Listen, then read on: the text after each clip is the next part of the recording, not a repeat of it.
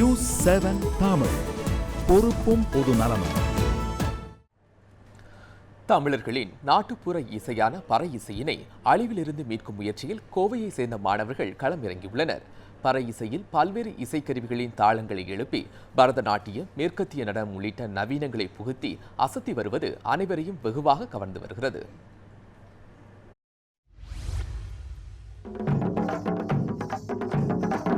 தமிழர்களின் பாரம்பரிய நாட்டுப்புற கலைகள் மேற்கத்திய இசையின் வருகையால் நலிந்து வருகிறது. அதேபோல் காலப்போக்கில் சுருங்கிவிட்ட பறை இசையை மீட்கும் முயற்சியை முன்னெடுத்துள்ளனர் கோவையைச் சேர்ந்த கல்லூரி மாணவர்கள். நிமிர்வு என்ற இந்த இசைக்குழு மாணவர்கள் கோவில் விழாக்களிலும் இறப்பு நிகழ்ச்சிகளிலும் மட்டுமே ஒலித்துக் கொண்டிருந்த பறை இசையை மங்கள நிகழ்ச்சிகளிலும் இடம்பெறச் செய்துள்ளனர். இந்த குழுவில் இருக்கிறது எல்லாருமே ஸ்டூடெண்ட் தான்.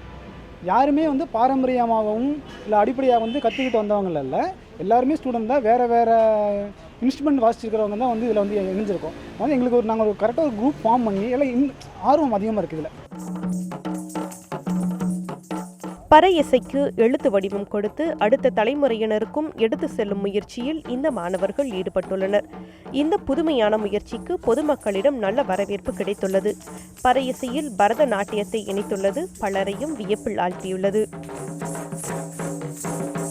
மிருதங்கம் கலை எப்படி ஒரு உயர்வாக கருதுறாங்க, எப்படி தவில் வாசிக்கிறது எப்படி உயர்வாக கருதுறாங்க. ஆனால் அந்த பறைங்கிற ஒரு விஷயம் இன்னும் ஒரு குறிப்பிட்ட பிரிவினர் மட்டும்தான் வாசிக்கணுங்கிற ஒரு சூழல் இப்போவும் இதாகிட்டு வருது. அது உடைக்கிறதுக்காக இந்த கலை வெறும் தமிழ்நாட்டுக்குள்ளேயோ வெறும் இந்த இதுக்குள்ளே இந்தியாவுக்குள்ளேயோ நிறுத்தாமல் இந்த கலை உலகளாவிய ஒரு புதிய இசைக்கருவி. இது உலகளாவிய கொண்டு போய் சேர்த்துறதுக்கான வேலைகள்.